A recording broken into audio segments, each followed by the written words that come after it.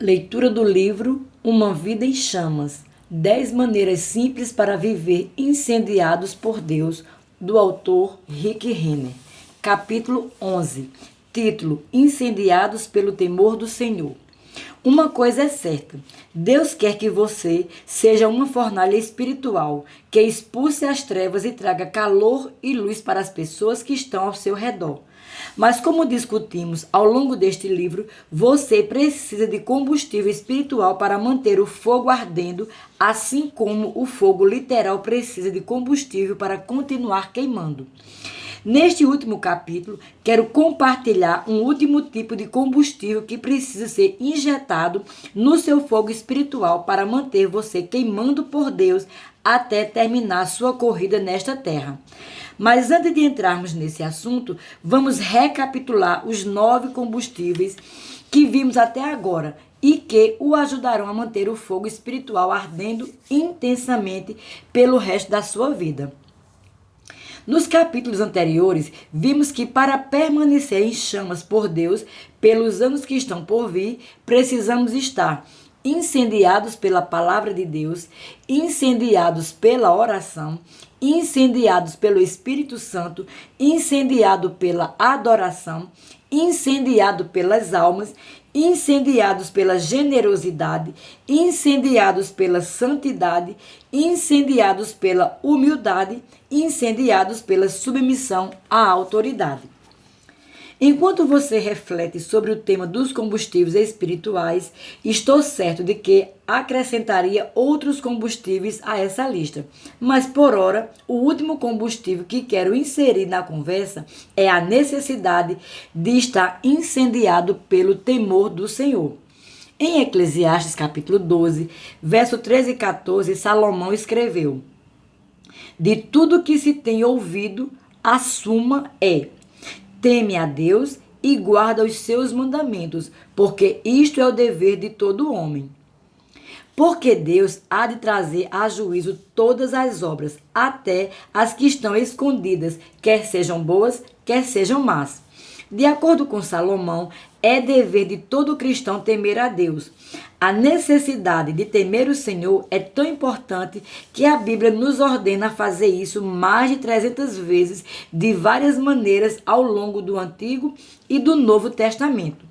E aqueles que temem o Senhor recebem grandes promessas. Por exemplo, o Salmo 31, verso 19 diz: Como é grande a tua bondade, que reservastes aos que te temem. A seguir, uma pequena amostra das promessas incríveis da Bíblia para aqueles que temem o Senhor. Aqueles que temem o Senhor serão grandemente abençoados. Vê Salmo 112, verso 1. Aqueles que temem o Senhor verão que Ele é o amparo e o escudo para protegê-los em tempos de tribulação.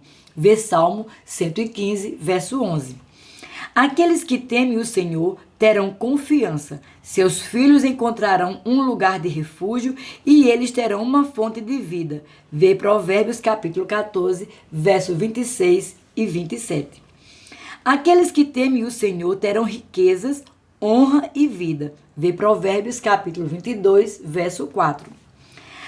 A questão do temor do Senhor é de tamanha importância que o Salmo 147, verso 10 e 11 nos diz: Deus não faz caso da força do cavalo, nem se compraz nos músculos do guerreiro. Agrada-se o Senhor dos que o temem e dos que esperam na sua misericórdia. De acordo com este versículo, quando uma pessoa tem um temor do Senhor saudável, Deus tem prazer nela e garante que essa pessoa experimente seu amor constante. Quando o temor de Deus ocupa um lugar saudável em nossa vida, Ele nos protege do pecado, nos mantém longe dos comportamentos errados e nos salva dos efeitos das más escolhas. Quando temos um temor do Senhor saudável, Ele nos liberta do temor de muitas coisas na vida que roubariam nossa paz. Como escreveu Oswald Chambers, o mais notável sobre Deus é que quando você teme a Deus, você não teme mais nada, não teme nada mais. Ao passo que, se você não teme a Deus, você teme tudo o mais. Charles Spurgeon fez uma declaração similar anos antes, quando escreveu: aquele que teme a Deus não tem nada mais a temer. Mas por mais importante que seja o assunto do temor do Senhor, ele é também um dos mais incompreendidos. Em seu livro O Temor do Senhor, o escritor John Bevere escreveu: recomendo que você leia este livro de John Bevere, pois é um recurso excelente sobre esse assunto tão vital para a nossa vida. O temor santo é a chave para o firme fundamento de Deus, destravando os tesouros da salvação, da sabedoria e do conhecimento. Junto com o amor de Deus, ele compõe o próprio fundamento da vida. Não podemos amar verdadeiramente a Deus até que o temamos, nem podemos temê-lo adequadamente até que o amemos. O que é o temor do Senhor? Muitas pessoas têm dificuldade com a palavra temor com relação ao Senhor. Consequentemente, muitos mestres da Bíblia e líderes espirituais alteraram a expressão o temor do Senhor para o respeito pelo Senhor. Entendo porque muitos fizeram isso. Pastores e líderes espirituais se sentem compelidos a encorajar as pessoas a se aproximarem do Senhor, e é difícil aproximar-se de um Deus ao qual se teme. Assim, para fazer com que as pessoas parem de fugir de Deus, alguns líderes espirituais substituíram a palavra temor por respeito. Mas, embora respeito faça parte do temor do Senhor, essa palavra não incorpora todo o significado daquilo a que a Bíblia se refere quando fala no temor do Senhor. Há realmente um temor de Deus saudável e, como veremos neste último capítulo, ter um saudável temor do Senhor é algo que todos nós precisamos para manter o fogo espiritual ardendo. Muitas vezes, os cristãos têm medo do que as outras pessoas poderiam pensar deles ou da opinião ou reprovação dos outros acerca do que eles estão fazendo. Em geral, estão mais preocupados com o que as pessoas pensam do que com o que o Senhor pensa. É por isso que o teólogo e escritor norte-americano Kevin D. Young escreveu: não existe pecado tão traiçoeiro e tão profundo quanto temer mais as pessoas do que a Deus. Estou preocupado porque dentro da igreja moderna, em nossos esforços para incentivar as pessoas a se aproximarem de um Pai Celestial amoroso, o que Deus sem dúvida é, nos esquecemos de trazer a elas toda a verdade de quem Ele é. Deus também é um fogo consumidor que trata seriamente com o pecado quando este está em sua casa. Embora ele tenha dado seu Espírito Santo para ajudar seus filhos a vencerem o pecado e o mal. Os cristãos enfrentam consequências negativas quando transgridem as leis espirituais ou cooperam voluntariamente com o pecado ou o mal. Isso não muda o fato de que ele é um Pai Celestial amoroso, mas ele é também santo e chama seu povo para viver uma vida santa. Focamos tanto na misericórdia e no amor de Deus que falhamos em comunicar a verdade de que consequências negativas ocorrem quando fazemos o mal aos olhos dele. Embora possamos estar preocupados com o que os outros pensam sobre nossos atos ou com a opinião deles a nosso respeito, não existem olhos mais importantes que os de Deus, os quais estão sobre nós o tempo todo. 1 Pedro capítulo 3, verso 12, diz claramente que os olhos do Senhor estão sempre sobre nós. E Hebreus 4,13 diz que tudo o que fazemos está patente e visível aos olhos de Deus. Quando fazemos o que é certo, nós agradamos a Ele.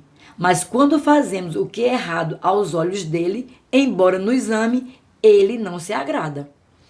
E se persistirmos nesses comportamentos errados, sofreremos as consequências negativas. Nunca esqueça que servimos a um Deus santo que nos chama para ser santos. É por isso que em 1 Pedro capítulo 1, do verso 15 ao 17, diz: Pelo contrário, segundo é santo aquele que vos chamou, tornai-vos santos também vós mesmos em todo o vosso procedimento, porque escrito está: sede santos, porque eu sou santo. Ora, se invocais como Pai aquele que, sem acepção de pessoas, julga segundo as obras de cada um, portai-vos com temor durante o tempo da vossa peregrinação. Observe que nesse versículo Pedro escreveu que Deus nos chama para ser santo em todo o nosso procedimento. A palavra procedimento é uma tradução do grego anastrofe, que significa estilo de vida ou conduta. Refere-se à conduta total de uma pessoa, levantando-se, sentando-se, entrando, saindo, uma imagem total da vida e do comportamento de um indivíduo. Isso significa que cada aspecto da vida deveria refletir a santidade de Deus. Mas quando Pedro continuou, ele escreveu: Ora, se invocais como Pai aquele que, sem acepção de pessoas, julga segundo as obras de cada um, portai-vos com temor durante o tempo da vossa peregrinação. Verso 17. Em outras palavras, Pedro estava dizendo: se vocês invocam a Deus como seu Pai Celestial, isso não os isenta das consequências. Vocês precisam levar a sério a maneira como vivem. A palavra temor nesse versículo retrata a necessidade de ter uma abordagem séria acerca da vida e de nos comportarmos com o entendimento de que a maneira como vivemos tem consequências. Como conduzimos a vida e vivemos em obediência às ordens de Deus deveria ser nossa preocupação maior, porque deveríamos temer o que os outros possam pensar, mas não nos preocuparmos com o que Deus pensa sobre nossos atos e nossas atitudes. Na tentativa de tornar Deus acessível às pessoas, muitas igrejas diluíram o conceito da santidade e da responsabilidade perante Deus de viver uma vida santa, a tal ponto que a santidade foi depreciada e praticamente perdida para muitos cristãos. Assim, eles se conduzem de maneira claramente desagradáveis a Deus, com praticamente nenhuma convicção disso. Ter um temor de Deus saudável é uma coisa muito boa e não uma coisa ruim.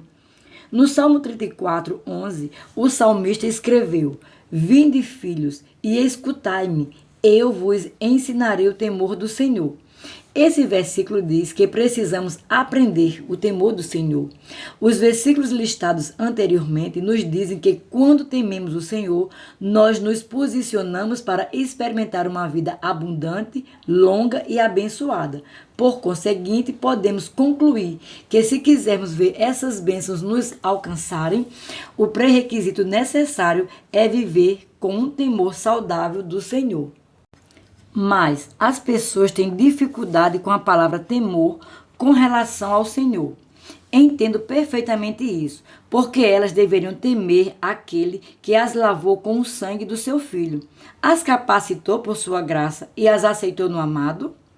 Quando você pesquisa o significado da palavra temor no dicionário, ela é definida como uma emoção aflitiva, despertada por um perigo iminente. O dicionário que tenho em casa oferece essas palavras alternativas para temor: pavor, ansiedade, horror, sofrimento, medo, pânico, alarme, trepidação e apreensão. Apenas palavras terríveis. Ninguém quer sentir pavor, ansiedade, horror, sofrimento, medo, pânico, alarme, trepidação e apreensão no seu relacionamento com Deus. Mas será que a Bíblia quer dizer realmente isso? Para buscar clareza, abri o léxico hebraico a fim de obter o significado da palavra temor nesse idioma, conforme usado no contexto de o temor do Senhor no Antigo Testamento. Você consegue imaginar o que eu descobri? A palavra temor no Antigo Testamento hebraico, usada com relação ao temor do Senhor, significa medo, terror ou pavor. Mas o que torna isso ainda mais intrigante é 1 João capítulo 4, verso 18, que nos diz que se alguém está em Cristo, ele é aperfeiçoado no amor de Deus e que esse perfeito amor lança fora o medo. Então, se somos aperfeiçoados no amor de Deus, como a Bíblia ensina, por que então deveríamos temer o Senhor, como centenas de versículos nos instruem a fazer? E o que a Bíblia quer dizer quando nos fala que devemos ter um temor saudável do Senhor? As consequências são inevitáveis. É um fato que a vida tem regras. Se uma pessoa transgredir essas regras, sofrerá as consequências. Por exemplo, se um jovem desrespeita seus pais ou qualquer outra figura de autoridade sobre sua vida, inevitavelmente ele colherá os resultados negativos do desrespeito à autoridade. Se uma pessoa desrespeita a lei, se a ignora ou tenta evitá-la, ao final será apanhada e pagará a penalidade por esse desrespeito. Essa pessoa tem um despertamento violento quando aprende por experiência própria que a polícia que foi designada para protegê-la é a mesma que também pode prendê-la por transgredir a lei. Transgredir qualquer lei ou autoridade tem consequências. Vê o capítulo 10, Incendiados debaixo de autoridade. Também é fato que o comportamento e as decisões erradas resultam em consequências negativas. Esse conhecimento acerca das possíveis consequências o faz ter medo de viver? É claro que não. Não há razão para ter medo, a não ser que você esteja vivendo de maneira contrária às leis espirituais de Deus encontradas na Bíblia. Nesse caso, você precisa despertar e fazer mudanças para evitar as repercussões negativas de suas más escolhas. Entender a lei espiritual o motiva a tomar decisões sábias, vida abençoada e não uma vida que está em constante risco. Pense na eletricidade, uma inovação que mudou o mundo. Ela nos levou à era da tecnologia e melhorou cada aspecto da nossa vida. A eletricidade produz luz, energia, calor e frio. Aciona computadores, aquece refeições no micro-ondas, liga equipamentos e a lista continua indefinitivamente. O que a eletricidade trouxe para a raça humana é simplesmente impressionante. E isso não é exagero. Mas a energia elétrica que acrescentou tantos benefícios à vida e nos trouxe para a era tecnológica também pode ser mortal se lidarmos com ela de maneira incorreta. Quando eu era jovem, meu pai estava trabalhando em alguma coisa no sótão e por acaso ele segurou em um fio elétrico de maneira incorreta. Então, a carga que estava no fio fluiu para dentro dele como um rio em chamas e ele foi lançado do outro lado do sótão. Ao sair do sótão, ele não apenas estava muito abalado, como tinha as mãos e o rosto queimado. Estava tremendo de medo por ter entendido que, por ter lidado de maneira errada com a eletricidade, ele poderia ter morrido. Mais tarde, naquele dia, meu pai olhou atentamente para mim e disse com preocupação: Rick, encare isso como uma lição para você nunca mexer com eletricidade sem a devida atenção. O que vi no rosto de meu pai naquele momento deixou uma impressão indelével em mim. Anos depois, quando me tornei pai e mais tarde avô, essa lembrança ainda estava muito vívida na minha mente quando adverti meus filhos e netos sobre a necessidade de tomarem cuidado com a eletricidade. Não há nada a temer na eletricidade se ela for respeitada e se lidarmos com ela da maneira correta. Mas naquele dia, quando meu pai se feriu, aprendi que se for tratada do jeito errado, a eletricidade deve ser temida. A mesma corrente elétrica que traz bênção à nossa casa e a cada aspecto das nossas vidas também pode produzir resultados negativos. Esse conhecimento deveria nos fazer temer o uso da eletricidade? Não, mas deveria nos ajudar a saber respeitá-la e a lidar com ela corretamente para evitar seu lado negativo. O problema não é a eletricidade. O problema é como a eletricidade é manuseada. Se uma pessoa entende e respeita a eletricidade e a emprega corretamente, não precisa ter medo. Mas, para aquele que não tem entendimento da eletricidade ou não tem respeito por ela, a eletricidade pode ser uma força mortal. O mesmo princípio pode ser trazido para o assunto do temor do Senhor. A palavra de Deus é a verdade absoluta que governa cada aspecto da vida, e seu poder é mais real que a corrente elétrica comodantemente disponível na civilização moderna. Se você cooperar corretamente com a palavra de Deus e respeitar seu poder, essas duas forças espirituais trarão bênçãos para a sua vida.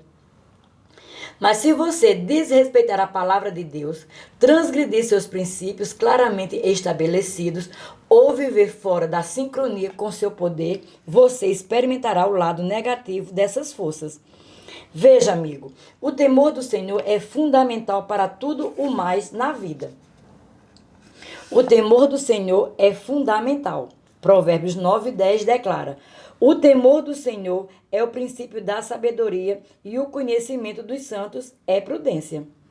De acordo com esse versículo, o temor do Senhor é o princípio da sabedoria. Essa verdade é tão importante que o Espírito Santo a inspirou a ser escrita quase palavra por palavra também em outros versículos. Por exemplo, o Salmo 110, o Salmo 111, verso 10 nos diz: o temor do Senhor é o princípio da sabedoria. Revelam prudência todos os que a praticam. O seu louvor permanece para sempre. E Provérbios 1:7 diz: o temor do Senhor é o princípio do saber, mas os loucos desprezam a sabedoria e o ensino. Assim como o exemplo da eletricidade que acabei de usar, a palavra de Deus e seu tremendo poder são impressionantes. Ambos trazem vida, luz, iluminação, cura e libertação. Ambos vivificam mortos e aperfeiçoam vidas de modo indescritível.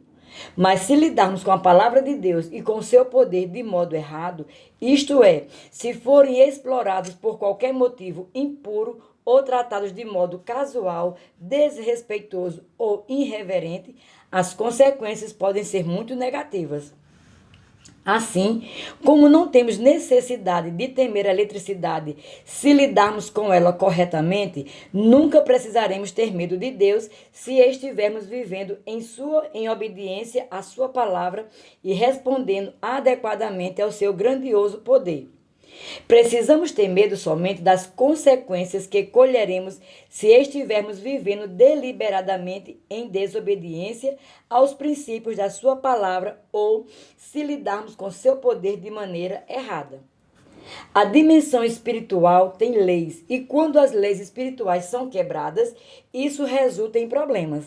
E os cristãos não estão isentos.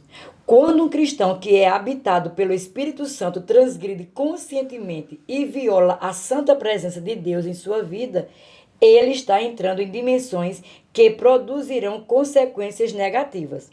Estou convencido de que uma razão pela qual os cristãos transgridem as leis espirituais é simplesmente porque não foram ensinadas ou não entendem completamente a gravidade que é transgredir a presença de Deus em sua vida. Caso contrário, não fariam isso de forma tão casual. Mas por causa da falta de conhecimento, muitos cristãos pecam sem nenhuma convicção ou dor na consciência. Foi por isso que A. W. Tozer escreveu: quando os homens não temem mais a Deus, eles transgridem suas leis sem hesitação. Do lado positivo, Deus promete que colheremos bênção quando andarmos em obediência à sua palavra e respeitarmos seu poder e sua presença em nossa vida. Temos a garantia de que isso trará benefícios tremendos para nós. A igreja primitiva tinha o temor do Senhor. A igreja primitiva entendia a necessidade de andar no temor do Senhor. Para ver isso mais claramente, vamos voltar a atenção mais uma vez para Atos 2, 42 e 43. E perseveravam na doutrina dos apóstolos e na comunhão, no partir do pão e nas orações. Em cada alma havia temor, e muitos prodígios e sinais eram feitos por intermédio dos apóstolos. Observe que o versículo 43 diz: em cada alma havia temor. Ele não diz em cada alma havia respeito. Claramente diz temor. Assim como os primeiros cristãos cultivavam a paixão pela palavra de Deus e pela oração, eles também nutriam o temor saudável da presença e do poder de Deus. Esse versículo diz que o temor do Senhor vinha sobre cada alma na igreja primitiva. Por lidarem com a palavra e com o poder de Deus, com tamanho assombro, respeito e temor piedoso, eles tinham experiências com o lado positivo do seu grandioso poder. Atos 2,43 nos diz que o poder de Deus fluía entre eles e muitos prodígios e sinais eram feitos. Não apenas o temor do Senhor liberava o poder de Deus para produzir sinais e maravilhas sobrenaturais, como ele também produzia generosidade sobrenatural entre aqueles primeiros cristãos. Vejamos o que a Bíblia nos diz em Atos 4, versículo 32. Da multidão dos que creram era um coração e a alma. Ninguém considerava exclusivamente sua nenhuma das coisas que possuía. Tudo, porém, lhes era comum. Com base nesse versículo, vemos que havia um poderoso mover da presença de Deus entre o povo. Era tão poderoso que eles começaram a dar generosamente aos irmãos cristãos para garantir que todos tivessem o que necessitavam. Assim, quando a palavra de Deus e seu poder eram tratados corretamente, tanto o poder se movia entre o povo que o egoísmo aparentemente evaporou. Em Atos 4, verso 34 e 35, vemos o início de um relato que nos mostra a importância do temor ao Senhor, com sua conclusão em Atos 5. Pois nenhum necessitado havia entre eles, porquanto os que possuíam terras ou casas, vendendo-as, traziam os valores correspondentes e depositavam aos pés dos apóstolos. Então se distribuía a qualquer um à medida que alguém tinha necessidade. A generosidade dos cristãos na igreja primitiva progrediu dos bens menores, como comida, roupas e artigos domésticos, para artigos maiores, como terras e casas. E a oferta de um homem foi tão grande que ficou gravada no relatório histórico de Atos 4, versos 36 e 37. José, a quem os apóstolos deram o sobrenome de Barnabé, que quer dizer filho de exortação, levita, natural de Chipre, como tivesse um campo, vendendo, trouxe o preço e o depositou aos pés dos apóstolos. Acompanhe comigo a continuação do relato bíblico, porque nele encontraremos um exemplo do que acontece quando não há o temor do Senhor e quando os princípios e a presença de Deus são tratados de maneira incorreta e sem temor das consequências. Anteriormente, lemos que um homem chamado José tinha um lote de terra valioso, o qual ele vendeu e levou todo o valor que recebeu pela terra e o colocou aos pés dos apóstolos. Foi uma enorme oferta voluntária dada de coração, sem qualquer condição. José, obviamente, foi movido a dar e confiou que os apóstolos usariam o dinheiro para suprir as necessidades dos outros cristãos que estavam passando por lutas financeiras. Então, ele vendeu sua valiosa propriedade e ofertou graciosamente em um momento de grande necessidade. A igreja havia acabado de nascer e milhares de membros de todas as origens tinham vários tipos de necessidades financeiras e materiais. Então, de repente, a oferta de José foi colocada aos pés dos apóstolos. A maior oferta que já havia sido dada na igreja primitiva até aquele momento. De fato, os apóstolos nunca tinham visto nada assim. A oferta foi uma bênção de encorajamento tão imensa que os apóstolos mudaram o nome de José para Barnabé, que significa encorajador ou consolador. Eles devem ter dito algo assim para José: até agora você foi conhecido como José, mas você nos encorajou tanto que estamos mudando seu nome oficialmente para Barnabé, o filho da consolação.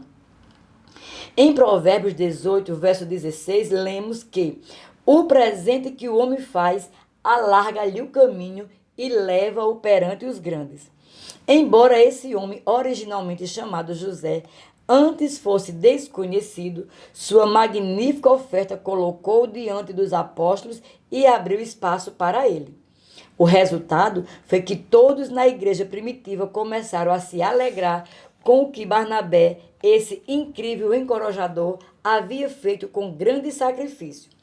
Em um curto período, Barnabé ficou conhecido rapidamente na igreja, quase como uma celebridade, porque dera graciosamente uma oferta financeira enorme, de coração, em um momento de grande necessidade. É importante termos em mente esses detalhes ao continuarmos o relato em Atos 5 para ver o que aconteceu em seguida. Entram em cena Ananias e Safira. O que aconteceu imediatamente após Barnabé colocar sua generosa oferta aos pés dos apóstolos é revelador. Trata-se de um grito divino de alerta com relação ao que acontece quando falta a uma pessoa o temor do Senhor. Atos 5:1 inicia essa parte da história. Entretanto, certo homem chamado Ananias, com sua mulher Safira, vendeu uma propriedade, mas, em acordo com sua mulher, reteve parte do preço e, levando o restante, depositou aos pés dos apóstolos. A princípio, parece que Ananias e Safira fizeram exatamente o que Barnabé havia feito em Atos 4, 36, 37. Mas quando você se aprofunda no texto, fica claro que não foi a mesma coisa. A oferta de Barnabé foi dada liberalmente de coração, sem qualquer condição e sem nenhuma motivação oculta. Ananias e Safira viram a notoriedade que Barnabé alcançou em resultado da sua oferta.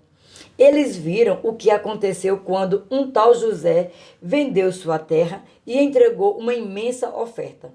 Na mente deles, parecia que ele havia alcançado o estrelato e o status da celebridade na igreja da noite para o dia.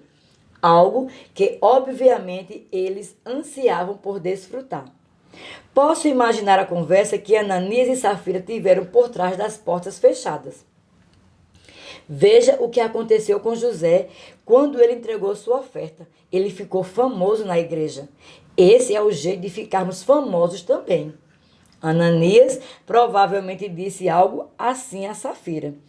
Eles até mudaram o nome de José para Barnabé, o Consolador. E agora todos estão falando sobre ele, o que ele fez. Veja, se vendermos nossa propriedade e entregarmos uma parte dos rendimentos à igreja, os apóstolos vão nos notar e também vamos nos tornar celebridades. Embora a conversa exata entre o casal não esteja registrada nas escrituras, sabemos que eles tinham motivações ocultas e impuras para ofertar. A Bíblia nos diz claramente que eles retiveram parte do preço da terra. Não havia nada errado em vender a terra e entregar parte da venda a Deus. Era a terra deles e o dinheiro deles, e eles tinham o direito de guardar uma parte da venda para si mesmos. O problema foi que Ananias e Safira enganaram a todos para que pensassem que eles tinham dado todo o lucro a Deus, quando na verdade não foi o que fizeram. De fato, o casal disse aos apóstolos e à multidão: estamos dando tudo que recebemos pela venda da nossa terra, assim como Barnabé fez quando vendeu a dele e entregou sua enorme oferta. O plano deles era fazer todos pensarem que entregaram a quantia total que receberam pela terra. Eles queriam fazer parecer que eram tão generosos e que estavam sacrificando tanto quanto Barnabé e talvez ainda mais. Mas secretamente eles decidiram não deixar que ninguém soubesse que eles iriam reter parte da venda para si mesmo. A imagem que Ananias e Safira projetaram não era verdadeira e a motivação impura. Nessa situação, que ocorreu nos primórdios da igreja primitiva, Deus estava prestes a demonstrar o que aconteceu quando o temor do Senhor está ausente na vida de alguém.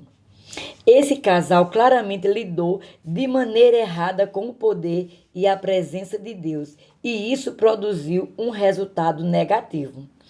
Em um curto período, o mesmo poder divino que fluiu poderosamente na igreja para curar, libertar e salvar estava prestes a fluir como juízo para aqueles que lidaram de modo errado com os princípios e o poder de Deus. Pedro soube pelo Espírito que era uma enganação. Então, ele se dirigiu a Ananias. Ananias, por que encheu Satanás teu coração para que mentisse ao Espírito Santo, reservando parte do valor do campo? Conservando porventura não seria teu?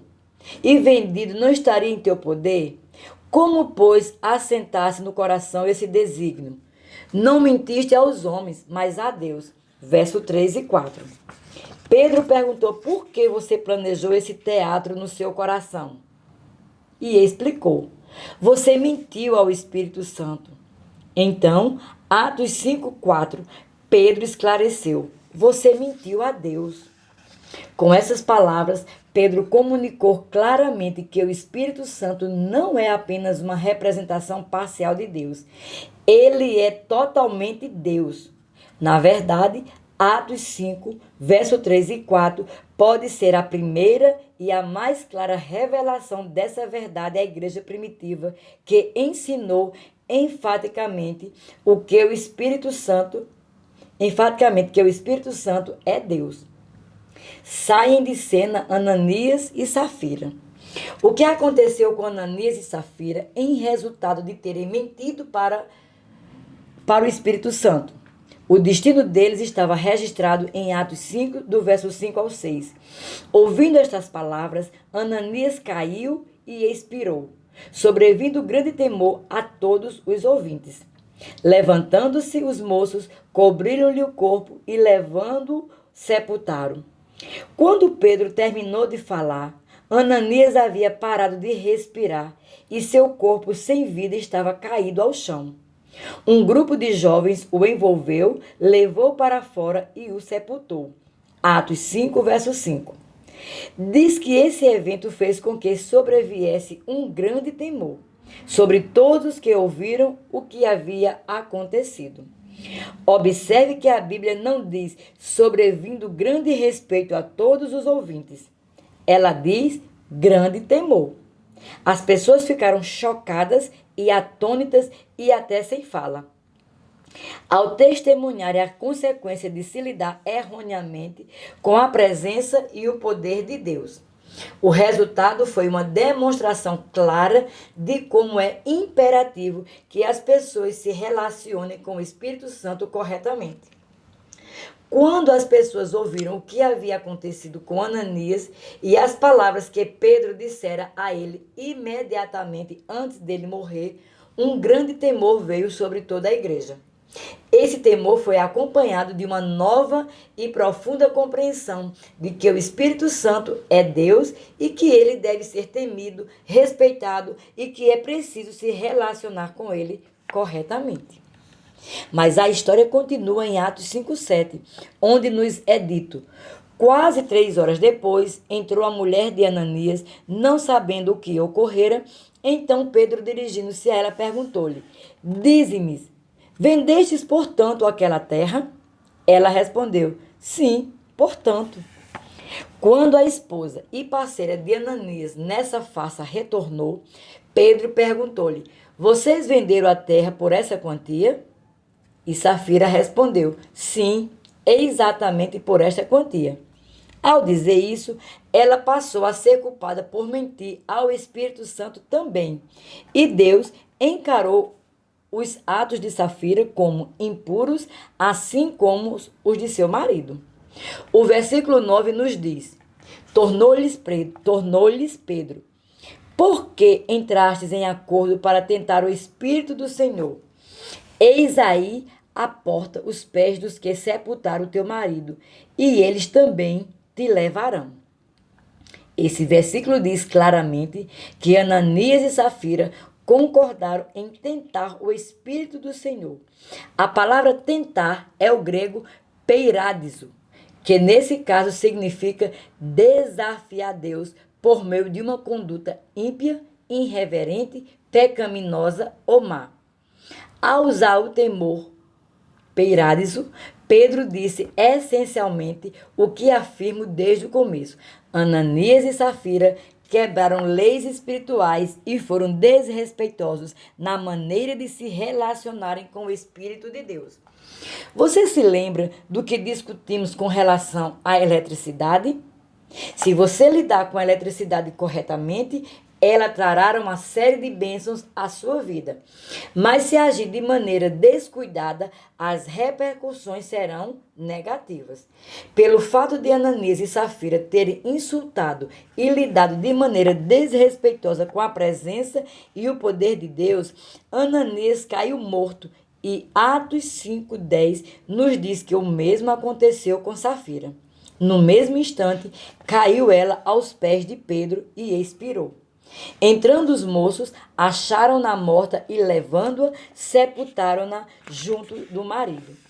O fato de Ananias e de sua esposa Safira terem conspirado para criar essa farsa revela a total falta de temor a Deus, ao seu poder e à sua presença. Entretanto, o resultado desse evento é revelado em Atos 5:11, onde diz que a notícia do que aconteceu causava um grande aumento no temor ao Senhor, onde quer que os cristãos ouvissem falar disso.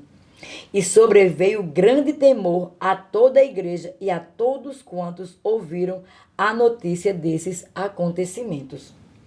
Esse versículo nos diz que o temor do Senhor veio sobre toda a igreja. Todos estavam falando sobre as mortes repentinas de Ananias e Safira, sobre eles terem mentido a Deus e sobre a maneira inadequada de lidarem com o Espírito Santo. Esse evento verdadeiramente propagou ondas de choque por toda a igreja primitiva. Em resultado do que aconteceu a esse casal, todos os cristãos entenderam mais do que nunca que, se forem tratados de maneira desrespeitosa, o poder e a presença de Deus poderiam trazer punição divina. Daquele momento em diante, a igreja primitiva reconheceu e compreendeu o sério papel do Espírito Santo e começou a andar com mais profundo respeito e com um maior temor saudável do Senhor. Disciplina divina. Isso aconteceu antes. O caso de Ananias e Safira não foi a primeira vez que alguém experimentava a punição divina por faltar com respeito à presença de Deus. Também há exemplos no Antigo Testamento. Por exemplo, 2 Samuel, capítulo 6, verso 3, nos diz o que aconteceu quando o rei Davi e o povo de Israel tentaram levar a Arca da Aliança de volta para a sua terra natal. Puseram a Arca de Deus num carro novo e a levaram da casa de Abinadab, que estava no outeiro. E Uzá e Aiô, filhos de Abinadab, guiavam o carro novo. O rei Davi e o povo ficaram empolgados com a ideia de ter a Arca de Deus de volta em Israel, de modo que eles cantavam e tocavam harpas, liras, símbolos e tamborins em adoração, enquanto marchavam para casa. Foi uma demonstração poderosa de celebração diante do Senhor. Então, algo inesperado aconteceu. 2 Samuel, capítulo 6, do verso 6 ao 7 diz: quando chegaram à eira de Nacon, estendeu Uzá a mão à arca de Deus e a segurou, porque os bois tropeçaram. Então a ira do Senhor se acendeu contra Uzá e Deus o feriu ali por esta irreverência e morreu ali junto à arca de Deus. Para capturar realmente todo o impacto do que aconteceu, é preciso entender que a Arca de Deus representava a presença e o poder de Deus, que ele exigia que fossem tratados com um temor reverente. Através de Moisés, Deus instruíra sobre como a Arca da Aliança deveria ser transportada somente pelos sacerdotes levitas, que usavam varas especiais revestidas de ouro que deslizavam através dos anéis de ouro presos à arca. Vê Números, capítulo 3, do verso 27 ao 32. Deuteronômio, capítulo 31, verso 9, 24 e 25. Mas Davi e seus líderes não deram ouvidos a essas instruções, de modo que no zelo deles não lidaram corretamente com a arca conforme Deus exigia. A morte de Uzá foi uma consequência desse tratamento errado dado à arca, a qual, mais uma vez, representava a presença e o poder de Deus. Segundo Samuel, capítulo 6, verso 9, diz que, em resultado da morte de Uzá, temeu Davi ao Senhor naquele dia e disse: como virá a mim a arca do Senhor? Quando Davi testemunhou o poder divino que estava presente e fluindo da Arca da Aliança naquele dia, ele ficou abalado. O temor do Senhor literalmente veio sobre ele como nunca antes. Isso foi tão forte que ele decidiu abandonar a missão e colocou a Arca de Deus na casa mais próxima que conseguiu encontrar, a casa de Obed-Edom. Ali, a Arca de Deus permaneceu por 3 meses. Vê Samuel, capítulo 6, verso 11. Vê 2 Samuel. Mais tarde, Davi ficou sabendo sobre como a presença e o poder do Senhor haviam abençoado poderosamente a casa de Obed-Edom, onde a Arca de Deus estava residindo, de modo que ele decidiu novamente levá-la para a cidade. Há uma verdade incrível revelada nessa parte do relato bíblico.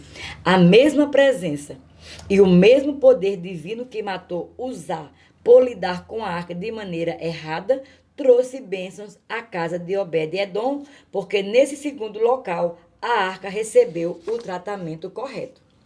Dessa vez, Davi tomou um cuidado extremo na maneira como ele e os outros líderes lidaram com a arca que representava a presença do Senhor.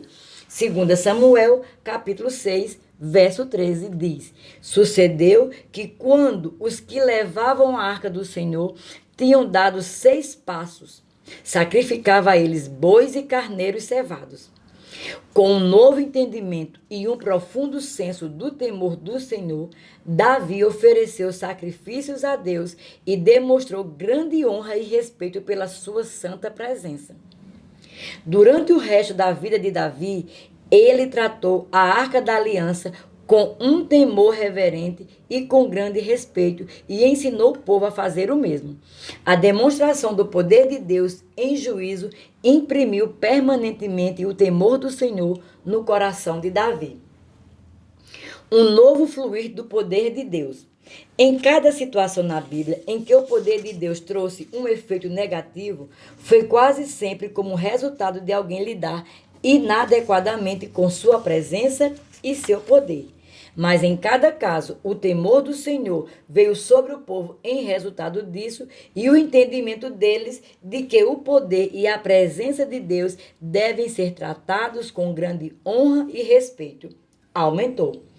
Cada incidente lembrou ao povo para nunca lidar de maneira imprópria com a presença e o poder de Deus. À medida que recebiam essa mensagem e mais uma vez andavam no temor reverente do Senhor, a obediência deles liberava um novo fluir do seu poder e da sua bênção. Para Davi, o temor do Senhor trouxe a ele e à nação de Israel vitórias militares sem precedentes. A história bíblica relata que depois que a Arca de Deus havia sido transportada respeitosamente de volta a Israel, Davi foi empoderado para subjugar os filisteus. Venceu os moabitas e fez deles seus servos. destruiu as forças de Hadadezer, derrotou os arameus e assumiu o controle de Damasco, sua capital. Davi tornou-se altamente respeitado e grandemente temido pelos reis vizinhos daquele momento em diante.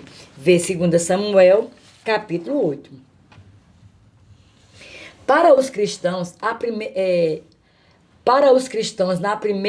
na igreja primitiva, o temor reverente do Senhor veio sobre eles no momento da morte de Ananias e Safira e liberou um novo fluir de sinais e maravilhas.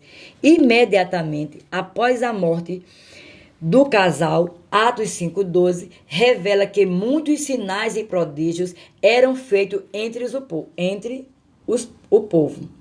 Atos 5, verso 15 e 16, continua relatando detalhes do que aconteceu imediatamente após esse evento e o novo temor do Senhor que caiu sobre a igreja em resultado, a ponto de levarem os enfermos até pelas ruas e o colocarem sobre leitos e macas, para que, ao passar Pedro, ao menos a sua sombra se projetasse em algum deles.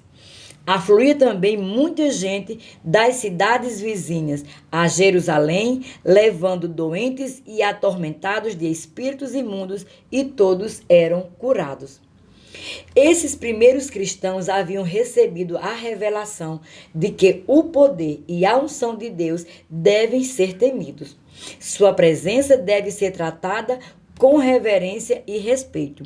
No fim, tamanho poder se manifestou no meio do povo de Deus que, em um curto período, ele acrescentou uma multidão de crentes, tanto homens como mulheres. Versículo 14.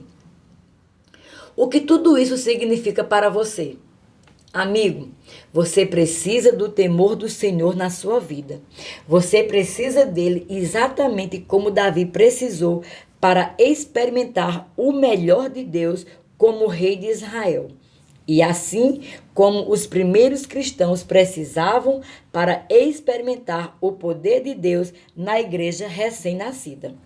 Nunca esqueça de que há 6 leis espirituais que devem ser obedecidas se você quiser ser abençoado. Se você respeita e lida com a palavra de Deus e com o seu poder corretamente, receberá grandes bênçãos em resultado disso. Mas se escolher desobedecer, ignorar, evitar ou desrespeitar sua verdade, sua presença e seu poder, o mesmo poder que poderia ajudar você pode lhe trazer uma correção severa ou até juízo. É assim que funciona. Quando você verdadeiramente sabe e crê que prestará contas a Jesus Cristo pela sua vida, esse conhecimento afeta grandemente a maneira de como você vive. Do contrário, se você não sabe ou não crê que um dia prestará contas a Jesus pela sua vida, isso também afeta seu comportamento, mas de maneira negativa. Essencialmente, isso o reduz a viver meramente questões temporárias sem se preocupar com as consequências eternas. As pessoas que vivem nesse nível inferior revelam uma deficiência perigosa no temor do Senhor. Permanecer nesse estado terá consequências negativas para qualquer dos filhos de Deus que deixe de manter esse temor saudável do Senhor. Como eu disse no início do capítulo, muitos cristãos hoje têm uma visão perturbadora e desequilibrada de quem Deus é. Eles o veem somente como um Deus de amor e misericórdia e realmente supõem que ele ignorará seus comportamentos e suas escolhas erradas e nunca irá considerá-los realmente responsáveis. Isso faz com que as pessoas se comportem e vivam de maneira irresponsável. Elas perdem o temor saudável de Deus e desenvolvem uma atitude casual para com Ele e a possibilidade do juízo. Em consequência, é apenas uma questão de tempo para que comecem a transgredir o código moral de Deus. E farão isso descaradamente, sem nenhum temor de terem de prestar contas pelos seus atos. Conselho prático para desenvolver um temor saudável do Senhor. Você precisa guardar continuamente o coração para não perder o temor saudável do Senhor. Se começar a deixar de temer o Senhor em seu coração, você se tornará alguém irreverente e desrespeitoso para com a presença e o poder de Deus em algum nível. Eu o encorajo a fazer a si mesmo e a responder sinceramente estas perguntas importantes. Ele vai colocar 3 perguntas. Reverencio verdadeiramente a presença e o poder de Deus em minha vida? Mostro que sou respeitoso com a presença e o poder de Deus através de atos e escolhas diárias? Realmente ando no temor do Senhor, como a Bíblia me ordena, ou me tornei casual demais com Deus? Tenho me distanciado do entendimento do seu grandioso poder e da vida santa que ele me chamou para viver? Responder a essas perguntas vai ajudá-lo a mensurar onde você se encontra com relação a esse combustível importante que você necessita para permanecer espiritualmente em chamas ao longo da vida. À medida que você dedica tempo para refletir sobre essas questões, o Espírito Santo vai lhe mostrar quaisquer áreas nas quais você pode estar falhando. Quando ele fizer isso, seu papel será levá-lo a sério e tratar com essas áreas. Arrependa-se diante de Deus e ore para que o temor do Senhor seja cultivado novamente em sua vida. Ao respeitar e lidar reverentemente com a presença santa de Deus, você fará o poder dele fluir poderosamente em sua vida para trazer bênçãos que o farão crescer e florescer. Eu também encorajaria você a orar pela capacidade de ver Deus de maneira equilibrada. Entenda que o mesmo poder divino e a mesma presença santa que podem abençoar sua vida também trazem consequências negativas se Deus for desrespeitado e seu poder for tratado de maneira errada. Sim, ele é um Pai celestial bom e amoroso, mas é também o Deus Todo-Poderoso, santo, justo e reto. Ele deseja que você demonstre o respeito que lhe é devido. Mantenha os olhos em Jesus e viva para agradá-lo todos os dias. Faça da palavra dele o guia para a sua vida. E nunca se permita tratar Deus de modo tão casual a ponto de esquecer que um dia você comparecerá diante do tribunal de Cristo para prestar contas pela sua vida. 2 Coríntios 5, verso 9 e 10, Romanos 14, verso 10 a 12. Manter essa verdade em mente vai ajudá-lo a viver de uma maneira agradável a Deus. Amigo, a palavra de Deus está cheia de promessas para aqueles que o temem reverentemente. O temor do Senhor é uma bênção poderosa para você. As bênçãos que resultam de andar no temor do Senhor incluem proteção angelical e libertação. Vê Salmos 34, verso 7. Forte confiança. Vê Provérbios 14, 26. Direção divina. Vê Salmos 25, 12. Ter o que você necessita sem faltar nada. Vê Salmos 34, verso 9. O prazer do Senhor. Vê Salmos 147, verso 11. Misericórdia e compaixão de Deus. Vê Salmos 103, do verso 11 ao 13. Vida longa. Vê Provérbios 10, 27. Gosto do que Leonard Ravenhill disse sobre o temor do Senhor. Ele observou: aquele que teme a Deus não teme homem algum. É verdade. Quando tem um temor saudável do Senhor, você está tão seguro e tão protegido no refúgio de Deus que não há necessidade de ter medo de nenhum homem ou de qualquer outra coisa. Ter esse temor do Senhor é o 10º combustível que eu oro para que você injete no seu fogo espiritual. Isso fará com que você, ou qualquer cristão, ou qualquer igreja, queime fortemente agora e pelo resto da vida. Portanto, peça ao Senhor para lhe dar esse temor saudável. Também seria bom pedir a Deus para perdoá-lo por qualquer atitude irreverente que você tenha tido no passado ou por qualquer dia que você tenha lidado ou reagido de maneira desrespeitosa à sua presença, ao seu poder e à sua presença. À medida que você cresce em seu entendimento do temor do Senhor, não há dúvida de que isso libertará o poder de Deus como um dilúvio que trará a dimensão dos milagres para todas as esferas da sua vida. Lembre-se de Eclesiastes 12:13, onde Salomão escreveu: de tudo o que tem se ouvido, a suma é: teme a Deus e guarda os seus mandamentos, porque isto é o dever de todo homem, porque Deus há de trazer a juízo todas as obras, até as que estão escondidas, quer sejam boas, quer sejam más. E nunca esqueça que o Salmo 31:19 diz: como é grande a tua bondade, que reservastes aos que te temem. Isso significa que tudo de bom espera por aqueles que estão incendiados pelo temor do Senhor. Conclusão.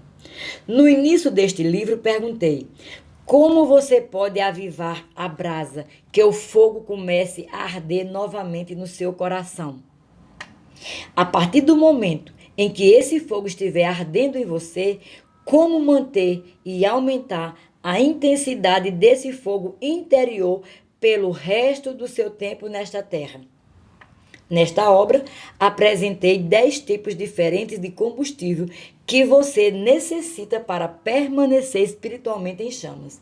Agora que você concluiu a leitura, é hora de colocar tudo em prática. Se você injetar esses 10 combustíveis em sua chama espiritual consistentemente, eles reacenderão o fogo em seu coração. Esses combustíveis não apenas farão sua paixão espiritual arder fortemente como antes, mas também farão seu coração queimar mais forte do que jamais queimou.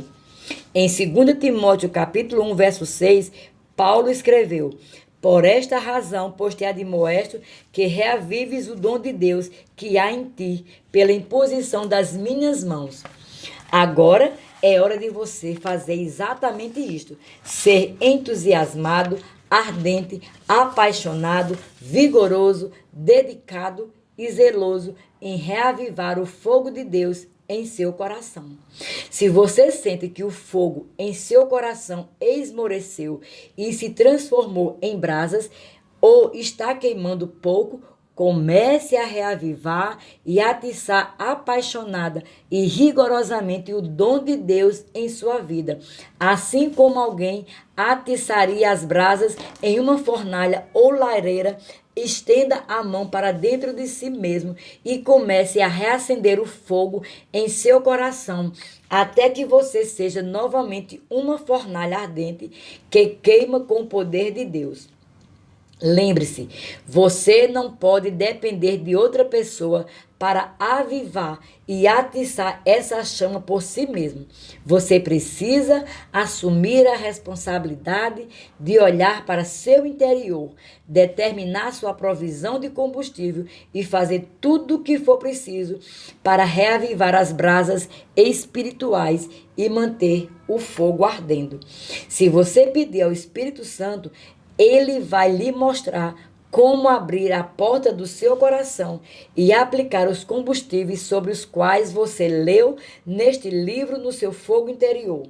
O Espírito de Deus tem uma provisão total de todos os tipos de combustíveis que você necessita para fortalecer suas reservas. Portanto, tome a iniciativa. Decida hoje que você nunca vai esmorecer em alimentar seu fogo para que possa permanecer como uma fornalha ardente para Jesus nessa terra até o dia que ele voltar. para refletir. 1.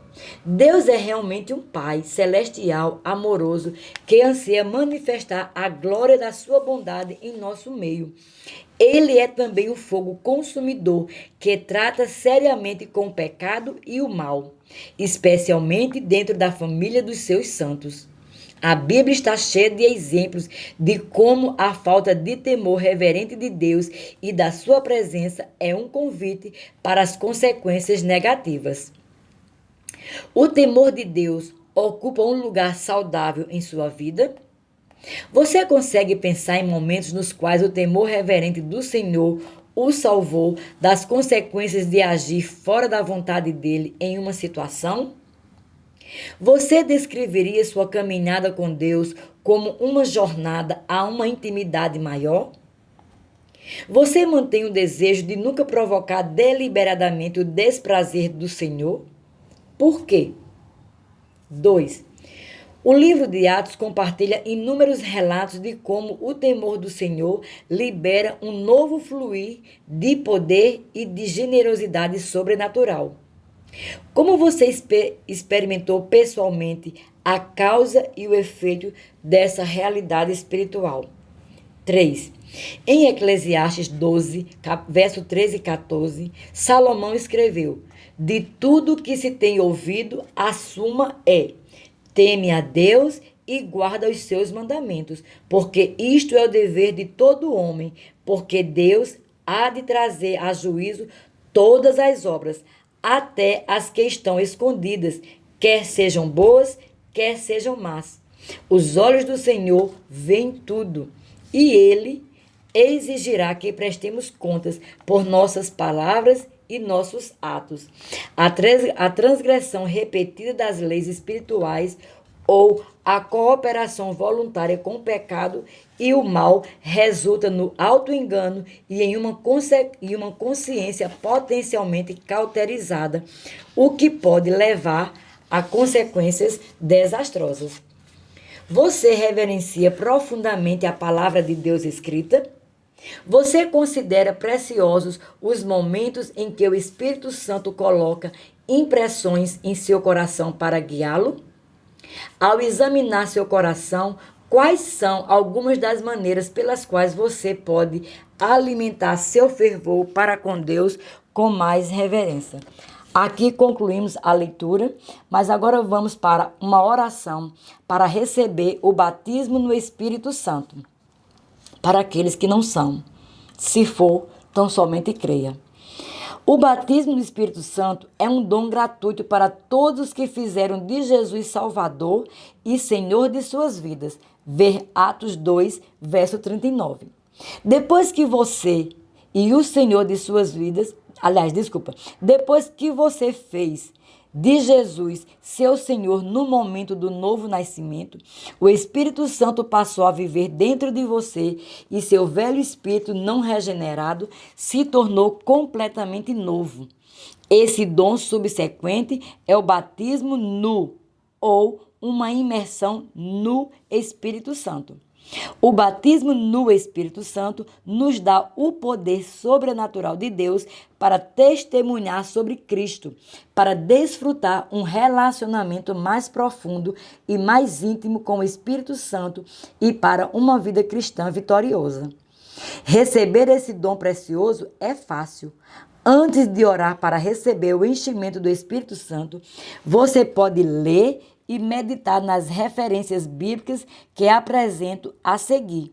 Depois, espere receber o que você pede no momento em que você orar. Se você gostaria de ser batizado no Espírito Santo e falar em novas línguas, vê Atos capítulo 2, verso 4. Simplesmente faça a seguinte oração e depois haja com base nela. Senhor, Tu destes o Espírito Santo à Tua igreja para nos ajudar a cumprir a grande comissão. Eu te peço com fé este dom gratuito e recebo agora o batismo no Espírito Santo. Creio que Tu me ouvistes quando oro e eu te agradeço por me batizar no Espírito Santo com evidências de falar em uma língua nova e sobrenatural. Amém. Como resultado desta oração, sua vida nunca mais será a mesma. Você terá o poder de Deus operando através de você para testemunhar, operar nos dons do Espírito Santo e experimentar a vitória de Jesus como uma realidade viva todos os dias. Rick Renner. Referências bíblicas para estudo e revisão. Marcos 16, verso 17. Lucas, capítulo 24, verso 39. Atos, capítulo 1, verso 4 e 5. Atos, capítulo 8. Atos, capítulo 2, verso 4 e 39. Atos 10, verso 45 e 46. E por fim, vem agora uma oração por uma vida em chamas. Se seu coração está clamando para ser uma vida em chamas, eu o encorajo a unir sua fé com esta oração enquanto você ora agora. Pai, venho a Ti em nome de Jesus para dizer obrigado por falar comigo através das páginas deste livro. Depois de lê-lo, no caso também ouvi-lo, estou motivado a Te pedir que me ajudes a acrescentar os combustíveis certos ao meu coração para manter o fogo de Deus ardendo em mim durante todo o tempo da minha vida nesta terra. Muitos anos bons estão diante de mim, e para que eu faça tudo o que Tu planejastes para mim, preciso estar em chamas com o poder do Espírito Santo. Portanto, eu Te peço que liberes Teu poder dentro de mim e me ajudes a fazer as coisas necessárias para me manter queimando como uma fornalha espiritual durante os anos que estão por vir. E à medida que nos aproximamos do fim desta era, ajuda-me a tomar meu lugar nas fileiras do exército de cristãos, do fim dos tempos que Tu estás chamando, para levar a luz ardente da palavra e do poder de Deus às trevas, a fim de promover Teu reino e realizar Teus propósitos. Sei que o poder do Espírito Santo habita dentro de mim, mas ajuda-me a realizar consistentemente as coisas que fazem meu fogo espiritual queimar mais ardentemente. Pai, a resposta do meu coração a este livro e a minha oração hoje é que nunca deixarei de ser uma vida em chamas por Ti, por todos os dias da minha vida. Faço essa oração em nome de Jesus. Amém. Aqui concluímos a leitura do livro Uma Vida em Chamas de Rick Renner. Sejam abençoados na prática da palavra.